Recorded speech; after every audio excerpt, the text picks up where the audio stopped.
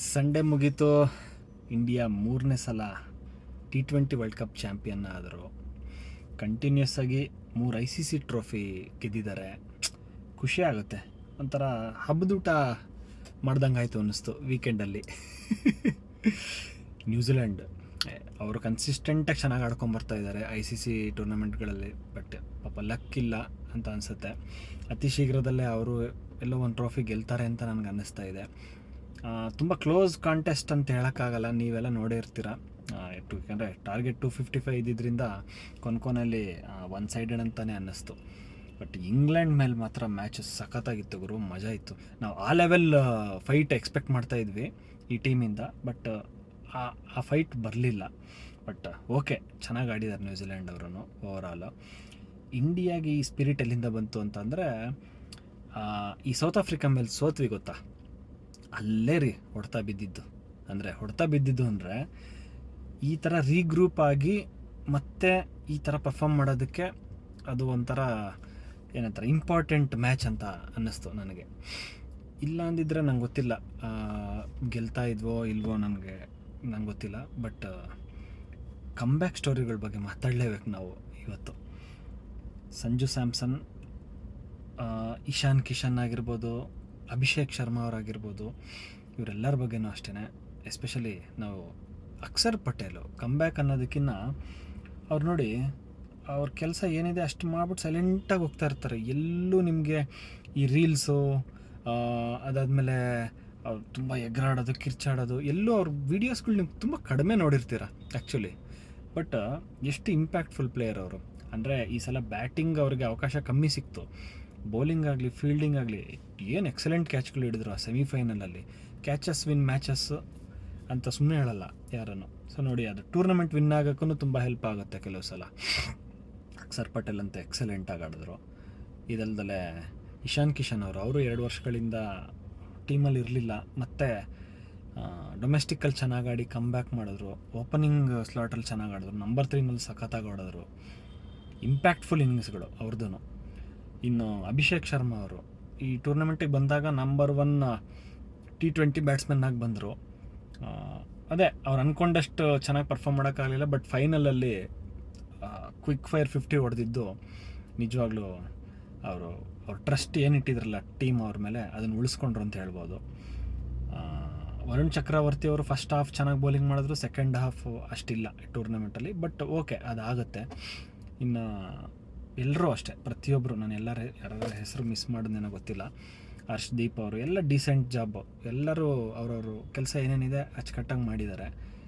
ಇನ್ನು ಬುಮ್ರಾ ಮತ್ತು ಪಾಂಡ್ಯ ಅವ್ರ ಕಾಂಬಿನೇಷನ್ ಬಗ್ಗೆ ಅಂತೂ ಮಾತಾಡೋಂಗೆ ಇಲ್ಲ. 10 ವರ್ಷಗಳಿಂದ ಈ ಟೀಮ್ಗೆ ಒಂಥರ ಆಧಾರ ಸ್ತಂಭ ಥರ ಆಗಿದ್ದಾರೆ ಅವರು.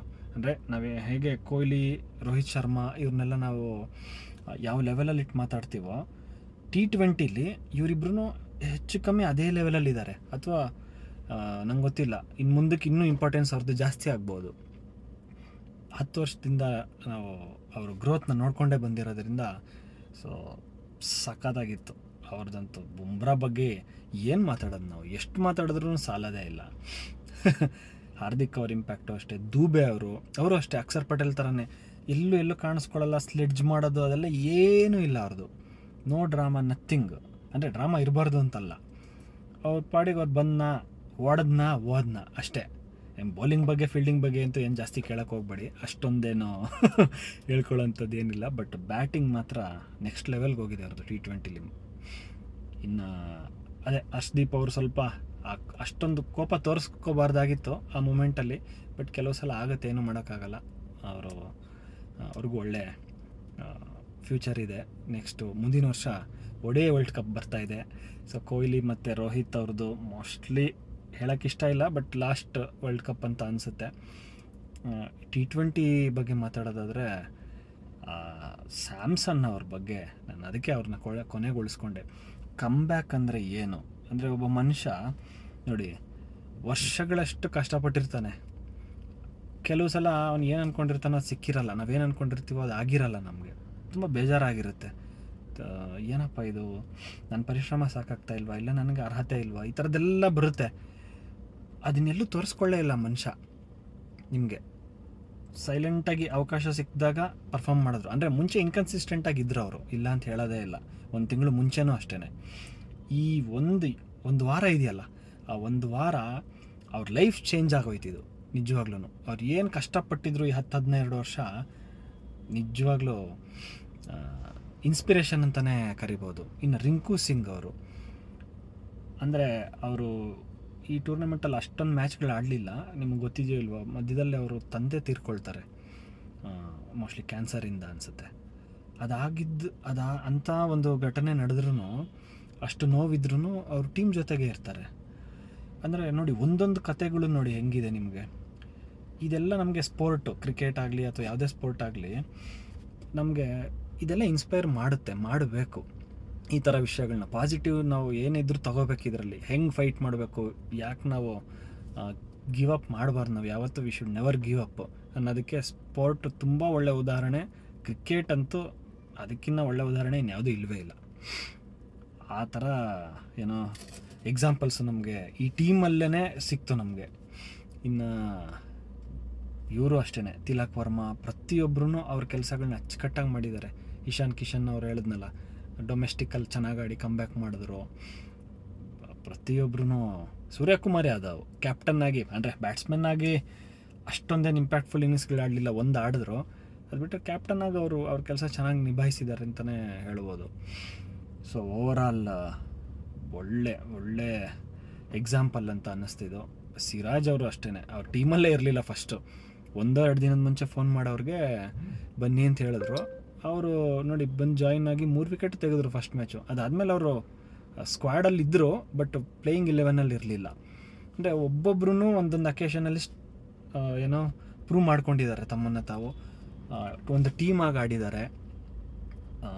ಸೊ ಸಂಜು ಸ್ಯಾಮ್ಸನ್ ಅಂತೂ ಪ್ಲೇಯರ್ ಆಫ್ ದ ಟೂರ್ನಮೆಂಟ್ಗೆ ಡಿಸರ್ವಿಂಗ್ ಅಂತಲೇ ಹೇಳಬೇಕು. ಬುಮ್ರಾ ಅವರು ಡಿಸರ್ವಿಂಗ್ ಇದ್ದರು, ಅಷ್ಟೇ ಡಿಸರ್ವಿಂಗ್ ಇದ್ದರು. ಅಂದರೆ ಇವ್ರು ಆಡಿದ ಇನ್ನಿಂಗ್ಸ್ಗಳಿದೆಯಲ್ಲ, ಕೊನೆ 3 ಇನ್ನಿಂಗ್ಸ್ಗಳು ಒಂದಕ್ಕಿಂತ ಒಂದು ಸೆಲ್ಫ್ಲೆಸ್ಸು. ಆಮೇಲೆ ಏನು ಕ್ಲಾಸಿಕ್ ಶಾಟ್ಸು, ಎಲ್ಲೂ ಅರ್ಜೆನ್ಸಿ ಅನ್ನೋದೇ ಇರಲಿಲ್ಲ ಅವ್ರಿಗೆ, ಎಲ್ಲೂ ಒಂದು ಕೆಟ್ಟ ಹೊಡೆತ ಅನ್ನೋದೇ ಇರಲಿಲ್ಲ. ಸುಮ್ಮನೆ ಬೇಕಾಬಿಟ್ಟಿಯಾಗಿ ಆಡೋದು, ಆ ಥರ ಏನಿರಲಿಲ್ಲ. ಜವಾಬ್ದಾರಿಯಿಂದ ಆಡಿದ್ರು. ಅವರ ಟ್ಯಾಲೆಂಟಿಗೆ ತಕ್ಕಂಥ ರಿಸಲ್ಟ್ ಅವ್ರಿಗೆ ಸಿಕ್ಕಿದೆ ಅಂತ ಹೇಳ್ಬೇಕು ಇವಾಗ. ಸೊ ಖುಷಿ ಆಗುತ್ತೆ. ಇದಕ್ಕಿಂತ ಇನ್ನೇನು ಕ್ರಿಕೆಟ್ ಫ್ಯಾನಾಗಿ ಇನ್ನೇನು ಹೇಳೋಕ್ಕಾಗುತ್ತೆ. ಇನ್ನು IPL ಸ್ಟಾರ್ಟ್ ಆಗ್ತಾಯಿದೆ, ಅದಾದಮೇಲೆ ಇನ್ನೂ ಒಂದಷ್ಟು ಸೀರೀಸ್ಗಳಿದೆ. ನೋಡೋಣ. ಎಲ್ಲ ಟೀಮ್ಗಳು ಈ ಸಲ 20 ಟೀಮ್ ಇದ್ದು ಈ ಟೂರ್ನಮೆಂಟಲ್ಲಿ. ಸೊ ಇನ್ನು T20 ಗ್ಲೋಬಲ್ ಸ್ಪೋರ್ಟ್ ಆಗ್ತಾಯಿದೆ ಇವಾಗ. ಈ T20 ಫಾರ್ಮ್ಯಾಟ್ ಏನಿದೆ ತುಂಬ ದೇಶಗಳಿಗೆ ರೀಚ್ ಆಗ್ತಾಯಿದೆ. ಎಷ್ಟೋ ಲ್ಯಾಂಗ್ವೇಜಲ್ಲಿ ಈ ಸಲ ಪ್ರಸಾರ ಆಗಿದೆ. ನೋಡೋಣ. Long live cricket.